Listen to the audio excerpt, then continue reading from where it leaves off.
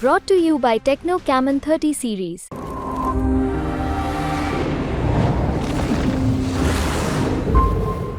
Manish Tiwari, how are you? Good morning, Rajdeep. Good to see you. Thanks for coming early in the morning. Early morning, Chandigarh, it's an early morning city.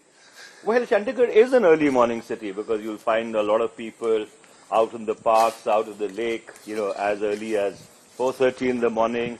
So it's a city which has a fairly decent fitness culture, so as to speak. Okay, let's talk about this election for you in Chandigarh. Look at what's happening. You are here in a tie-up, here in Chandigarh in a tie-up with the Aam Aadmi Party. In fact, you're going to do a roadshow with Arvind Kejriwal later today.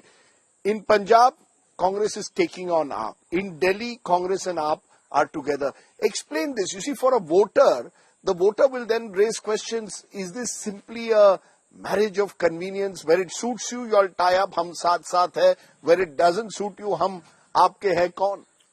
Well, what is the fundamental challenge in this election?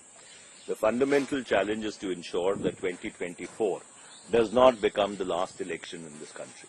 The fundamental challenge is to ensure that the Constitution of India is not abrogated by those who are in power in Delhi. The fundamental challenge is to ensure that the idea of India on which this nation stands is further strengthened and consolidated. All these three things are being challenged by the Bharatiya Janata Party and its rule. I'm sorry to intervene. When you say that this is going to be the last election in this country, if you lose, isn't that fear-mongering? It's almost as if saying that the BJP has no right to be in power. If they are in power, it will be the last election. Well, Rajdeep, if you look at the last 10 years in a perspective, the drift towards authoritarianism, the drift towards almost becoming a quasi-one-party state, the undeclared emergency that we live in terms of the curtailment of fundamental freedoms, including the freedom to dissent and criticize, which is intrinsic to the freedom of speech. This is something which has become pervasive in the past 10 years. So therefore, this is not fear-mongering or dog-whistling. These are real concerns which any Democrat should have, and therefore, to come back to your earlier question that why are we not in alliance with the AAP in Punjab? Because in Punjab there is a normal democratic situation whereby the BJP is completely absent.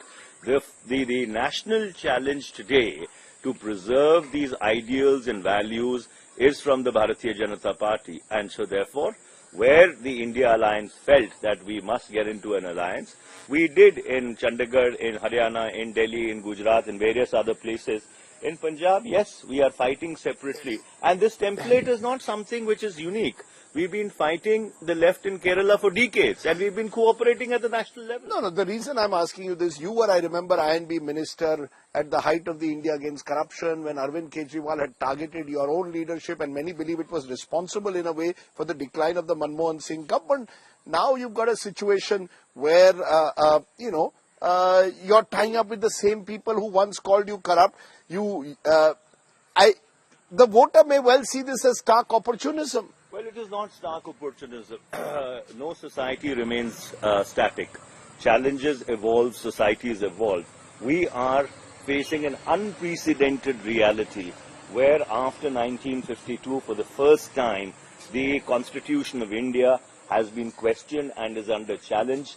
There are statements by leaders of the BJP, senior responsible leaders, that if they do get the numbers, which they are not because they've been wiped out in the south, they've been wiped out, almost to half in the north, but they have reiterated that they will abrogate the Constitution of India. No, the Prime Minister is not. The Prime Minister has made it very clear that the Congress, when it says Samvidhan Khatre mein hai, is, as I said, fear-mongering. There is no question of changing the Constitution. In fact, they say it's during the emergency that it was Indira Gandhi who had suspended constitutional rights. Well, the Prime Minister, because there was a backlash, was compelled to say this.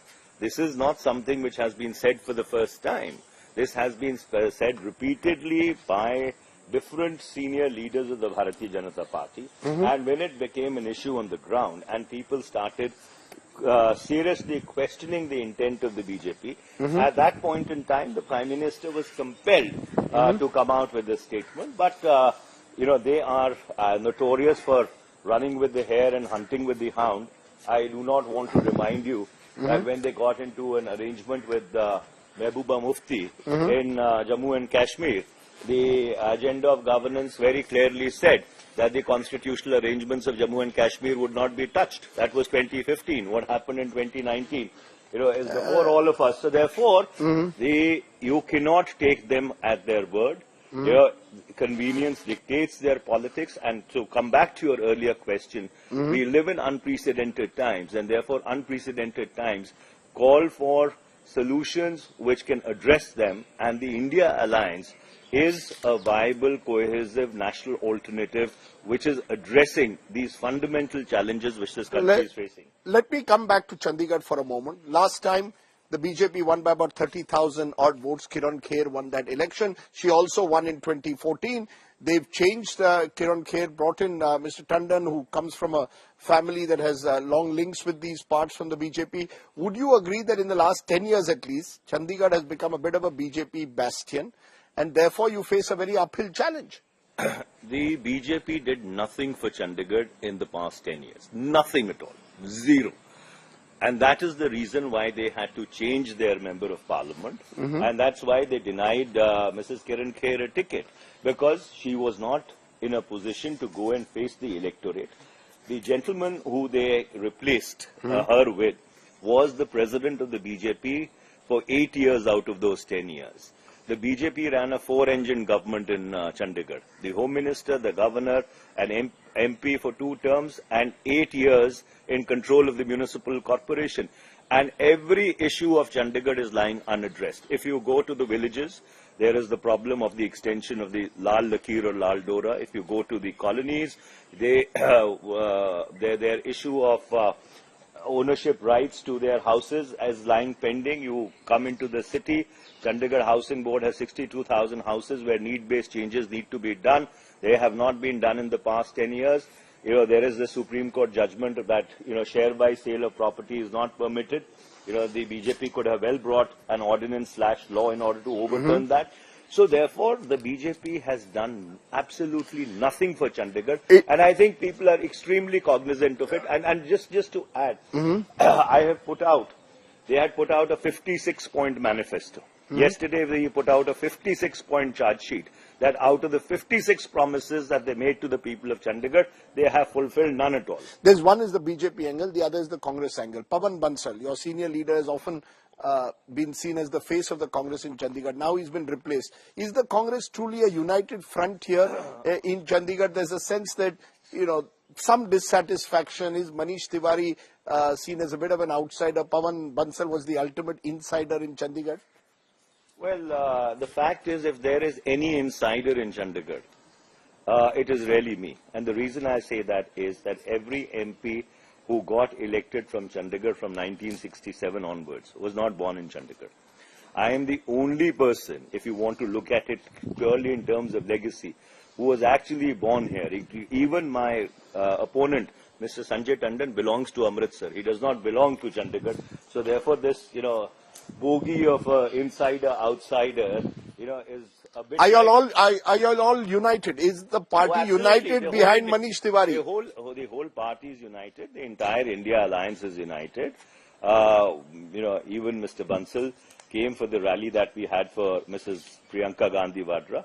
So therefore, there is absolutely no question of any dissonance at all. People who are bereft of issues, who have nothing to show on their track, on their report card. I have challenged Mr. Sanjay Tandon for 30 days continuously now. Come on a neutral platform. Come on Rajdeep Sardesai's show. You put forth what you've done for Chandigarh in the past 10 years, and we'll put forth what we have not only done for Chandigarh, but what we have done for this country over the past 43 years in public life. Okay, as we end, I want to ask you the big picture. And the big picture is what happens on the 4th of June. There's a sense that Mr. Modi is poised for a hat-trick.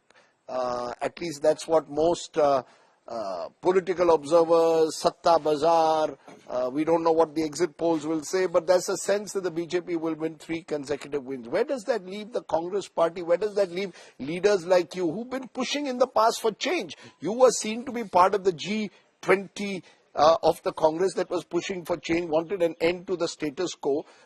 Where does that leave leaders like you, Manish Tiwari? This country is looking for a new morning. And 4th of June will be a new morning. The India Alliance will form government on 4th of June, and all these naysayers and Satta Bazaar operators and pseudo-cephalogists will be proven wrong. There is a undercurrent which has swept across this country, and as I say, Bharatiya Janata party दक्षिण में साफ है, उत्तर में half है. जो 400 seat की बात करते थे, शायद उनको 150 भी लाना मुश्किल है. No, but that's of course your best case scenario. Are you prepared for the worst case scenario? As I said, you were part of that group that had questioned the Congress leadership. Is that all over? Do you believe that Rahul Gandhi can actually deliver this election for the Congress? And where does it leave the Congress if the worst case scenario materializes, that you don't even enter 3 digits once again? There will be no worst case scenario. There will be an India Alliance government, mark my words.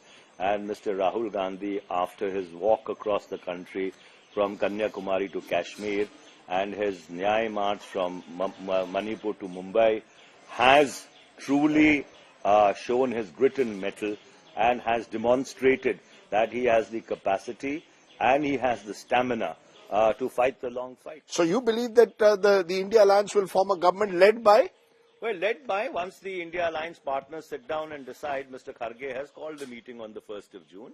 And obviously the meeting has been called with some purpose in mind. So you actually do believe, Manish Tiwari, that all the concerns that you had a few years ago have been addressed in the Congress party. You actually believe and Rahul Gandhi is a changed man, is reinvented. Well, in the sense, as I said, that Mr. Gandhi has proven his grit and his determination, his stamina and mettle, insofar as the issues that we had raised, a large number of those issues were addressed. Some of those issues obviously remain within the realm of the Congress President's decision making. And I think what has happened is that there has been a cohesive Congress which has become the anchor of the India Alliance and has taken on these forces.